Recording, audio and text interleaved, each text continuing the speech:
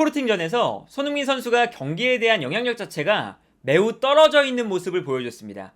경기 기록만 봐도 손흥민 선수가 72분 동안 경기를 소화하고 나왔는데 볼터치 횟수가 37번, 그리고 패스 횟수가 18번이거든요.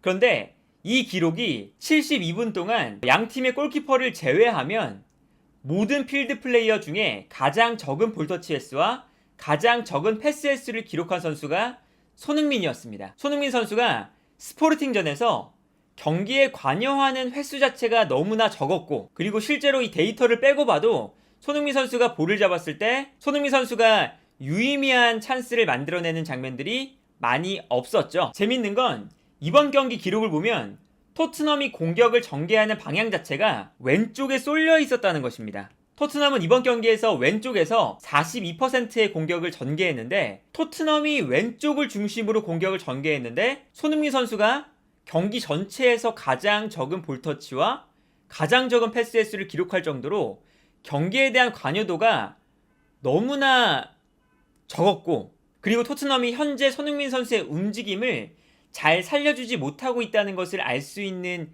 기록이거든요. 그리고 이 손흥민 선수의 움직임을 잘 살려주지 못하는 것에는 페리시치와 손흥민 선수의 동선이 아직까지도 정리가 되어 있지 않다는 것이 가장 큰 문제라고 할 수가 있겠습니다. 기본적으로 이 토트넘이 오늘 경기처럼 왼쪽 라인에서의 공격 횟수가 많은 것은 콘테 감독이 왼쪽에서 페리시치의 크로스를 살려주고 싶기 때문이거든요. 그래서 이번 시즌에 사실 페리시치와 히샬리송을 영입했을 때 콘테 감독의 가장 큰 전략 중 하나는 박스 안에 케인이 위치할 때 히샬리송이 중앙으로 들어와 주면서 박스 안에서의 경쟁력을 늘려주고, 여기에 대해서 측면에서 페리시치가 아주 좋은 크로스를 올려줄 수 있기 때문에 페리시치의 크로스와 박스 안에서의 제공권, 이 두 가지를 콘테 감독이 적극적으로 활용하고 싶어 해요.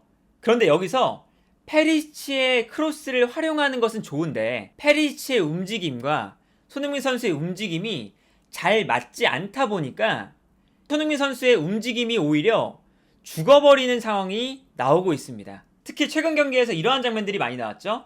페리시치가 측면에서 볼을 잡을 때 크로스를 올리기 위해서 측면 돌파를 시도하는데, 손흥민 같은 경우는 중앙으로 침투해 들어가면서 상대의 중앙 수비수가 측면 수비를 도와주러 가지 못하고 자신을 따라오게 만들어서 페리시치가 크로스를 올릴 때 상대의 측면 수비수 한 명을 상대하면서 1대1 드리블 돌파를 시도할 수 있게 만드는, 이러한 상황들을 만들어주는 것이 최근에 페리시치와 손흥민이 같이 나왔을 때 손흥민 선수의 움직임이라고 할 수가 있는데, 특히나 넓은 공간에서 스피드로 상대 수비수를 돌파할 수 있는 상황들이 잘 만들어져요. 그리고 이때 상대의 중앙 수비수가 측면 수비를 도와주러 나간다면 페리시치가 드리블 돌파가 어려워질 텐데, 손흥민 선수가 중앙으로 침투해 들어오고 있으니까 상대의 중앙 수비수도 중앙으로 들어가게 되죠. 그래서 결과적으로 페리시치가 상대의 측면 수비를 돌파한 이후에 크로스를 올려주는 장면인데, 이때 손흥민 선수가 박스 안에 들어가 있거든요. 그런데 아무리 페리시치가 좋은 크로스를 올려준다 한들 손흥민 선수는 박스 안에서 제공권이 그렇게 좋은 선수가 아니기 때문에 크로스를 상대 수비수와 경합해서 득점으로 만들어내는, 이러한 역할을 손흥민 선수가 해야 되는 상황이 만들어졌어요. 그리고 여기에 대해서 손흥민 선수가 계속 중앙으로 들어가게 되면 손흥민 선수는 중앙에서 상대 수비수와 등을 지고 상대 수비수와의 몸싸움을 버텨내면서 볼을 받아주는, 이러한 역할에 장점이 있는 선수가 아니기 때문에 손흥민 선수가 너무나 중앙으로 들어가서 상대 중앙 수비수와 싸우는 플레이들이 많아진다 라는 것이 좀 아쉬운 부분들이었죠. 그런데 오늘 경기에서는 이전 경기까지 페리시치에게 측면 공간을 만들어주기 위해서 손흥민 선수가 중앙으로 너무나 좁혀 들어오는 플레이가 많았다면, 오늘 경기에서는 오히려 페리시치가 중앙 지역으로 많이 들어와 주면서 페리시치와 손흥민 선수의 동선이 겹칠 때가 많았다는 것이 문제였거든요. 기본적으로 손흥민 선수가 자주 보여주는 패턴 중 하나가 수비수를 끌고 내려왔다가 순간적으로 손흥민 선수가 돌아서면서 비어있는 수비수의 뒷공간으로 침투해 들어가는 것이 손흥민 선수의 특기였죠. 손흥민 선수가 가장 좋아하는 플레이 중 하나죠. 그런데 오늘 경기는 손흥민 선수가 수비를 끌고 내려왔을 때 페리시치가 그 공간으로 침투해 들어가는 모습을 보여주면서, 여기서 손흥민 선수가 수비수를 따돌리고 돌아섰을 때 전방으로 침투해 들어갈 수 있는 공간 자체가 형성되지 않는 모습이 자주 나왔습니다. 이 장면을 보시면 손흥민 선수가 중앙에 있고 측면에 페리시치가 있는 장면인데, 이때 중원에서 전방으로 패스를 뿌려주는 상황이에요. 근데 여기서 페리시치가 손흥민 선수의 뒷공간으로 뛰어들어가기 시작합니다. 그리고 이때 페리시치가 공간으로 뛰어들어가니까 자연스럽게 페리시치를 마크하던 측면 수비수는 페리시치를 따라서 중앙 지역으로 움직일 수밖에 없죠. 그리고 이 다음 장면을 보시면 자연스럽게 페리시치가 중앙으로 들어와 있고, 그리고 상대의 측면 수비수도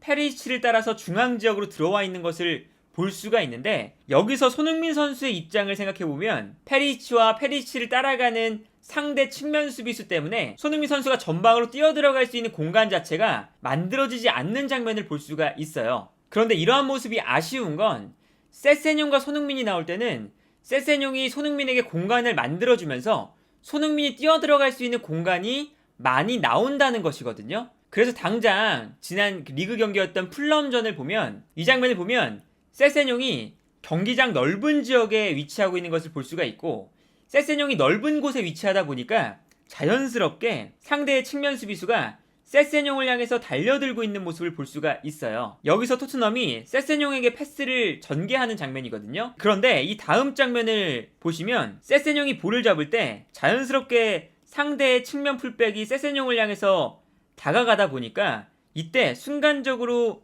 손흥민이 공간으로 침투해 들어갈 수 있는 상황이 만들어지는 것을 볼 수가 있습니다. 그리고 손흥민 선수가 측면으로 침투해 들어갈 때 여기서 세세뇽이 전방에 있는 손흥민에게 패스를 보내주는 이러한 모습을 볼 수가 있었거든요. 그래서 이 장면에서 세세뇽이 상대의 측면 수비수를 끌어내고, 이때 손흥민이 침투해 들어가면서 상대의 수비 공간을 무너뜨리는 장면들이 나왔었고요. 이렇게 세세뇽이 나왔을 때는 경기장을 넓게 사용하면서 손흥민 선수가 침투해 들어갈 수 있는 공간을 확보해 준다 라는 것이 세세뇽과 손흥민의 좋은 호흡이 맞아 떨어지는 장면이거든요. 사실 감독 입장에서는 손흥민과 페리시치 이 두 선수를 동시에 선발로 출장시키고 싶어 하거든요.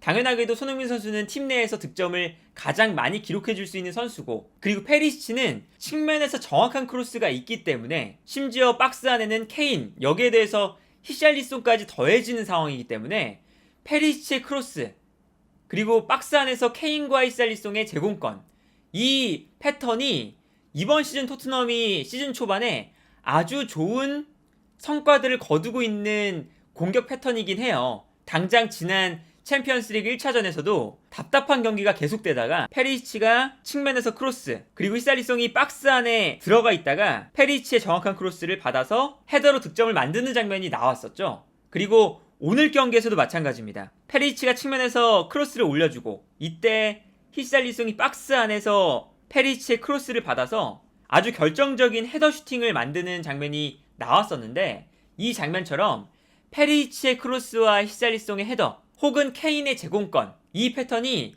토트넘의 이번 시즌 가장 큰 공격 패턴 중 하나다 라고 할 수가 있겠고, 사실 페리시치가 첼시전, 울버햄튼전, 그리고 마르세유전, 그리고 노팅엄 포레스트나 웨스트햄전에서도 아주 위협적인 장면들을 만들어내기도 하고요. 득점에 관여되는 횟수가 페리시치가 아주 많거든요. 지금 팀 내에서 가장 많이 득점에 관여를 하는 선수가 페리시치예요. 그러다 보니까 손흥민 선수를 뺄 수도 없고 페리시치를 뺄 수도 없고, 감독 입장에서는 두 선수를 모두 출장시키고 싶은데, 지금 콘테 감독이 이 두 선수를 같이 출장시키면서 두 선수의 동선 정리를 아직까지 못하고 있다. 페리시치뿐만 아니라 여기에 대해서 히샬리송 또한 오늘 경기를 보면 손흥민 선수와 동선이 살짝 겹치는 장면들이 꽤나 나와요. 어떤 장면이냐면 쿨루셉스키 같은 경우에는 케인이 내려왔을 때 측면으로 빠지면서 상대의 중앙 수비수를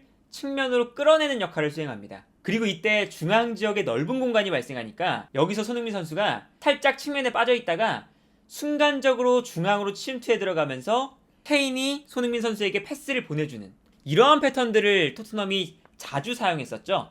그런데 오늘 경기를 보면요, 그리고 이전 경기들을 봐도 케인이 내려왔을 때 히샬리송은 측면으로 빠져나가는 동선이 아니라 히샬리송 또한 측면에서 중앙으로 들어오는 손흥민 선수의 동선과 아주 비슷한 플레이를 많이 하기 때문에 케인이 내려갔을 때 히샬리송이 박스 안으로 침투해 들어와요. 근데 그렇게 되면 손흥민 선수 입장에서는 손흥민 선수가 측면에서 중앙으로 침투해 들어갈 수 있는 공간이 많이 줄어드는 것을 오늘 경기에서 볼 수가 있었습니다. 지난 시즌의 경기 장면을 보면 쿨루셉스키가 순간적으로 넓게 형성된 측면 공간으로 뛰어 들어가고 있어요. 그리고 쿨루셉스키가 뛰어 들어가다 보니까 상대의 중앙 수비수가 쿨루셉스키를 압박하기 위해서 측면으로 움직일 수밖에 없죠. 그리고 여기서 케인이 내려오면서 볼을 받아주고, 이때 상대의 중앙 수비수가 케인을 따라가는 장면입니다. 그래서 이 다음 장면이 어떻게 됐느냐, 케인이 내려올 때 중앙 수비수 한 명이 케인을 따라서 내려오고, 여기에 더해서 쿨루셉스키가 측면으로 빠지니까 이때 상대의 중앙 수비수도 측면으로 빠져있죠. 그러다 보니까 이 장면에서 순간적으로 상대 중앙 수비수 사이에 넓은 공간이 발생하고요. 이때 손흥민이 침투해 들어갈 수 있는 공간이 발생합니다. 이 장면은 결정적으로 쿨루셉스키가 중앙 수비수 한 명을 측면으로 끌어낸다는 것이 아주 중요했던 장면이에요. 그런데 오늘 경기에서는 이런 장면이 나옵니다. 이 장면 또한 케인이 내려와서 볼을 받는 장면인데, 여기서 손흥민이 전방으로 침투해 들어가고 있거든요. 근데 여기서 히샬리송도 측면에 있다가 중앙 지역으로 침투해 들어가고 있어요. 그러니까 이 두 선수의 동선만 봐도 같은 공간을 향하고 있거든요. 그래서 이 다음 장면을 보면요, 히샬리송이 측면에서 중앙으로 들어오고 손흥민도 측면에서 중앙으로 들어오니까 두 선수가 결과적으로 같은 공간에서 뛰어 들어가고 있는 것을 볼 수가 있습니다. 오늘 경기 히샬리송과 손흥민의 이 조합에서는 손흥민 선수에게 공간을 만들어주는 플레이가 잘 나오지 않았다. 이런 것들이 사실 손흥민 선수가 이 월드 클래스가 될 수 있었던 공간 침투 능력이 지금 콘테 감독의 전술에서 잘 살아나지 않고 있다 라는 것이 가장 큰 문제고요. 그리고 여기서 콘테 감독이 빨리 이 문제를 해결해야 손흥민의 득점력과 손흥민의 컨디션도 살아나고 토트넘의 경기력 또한 살아날 수가 있다.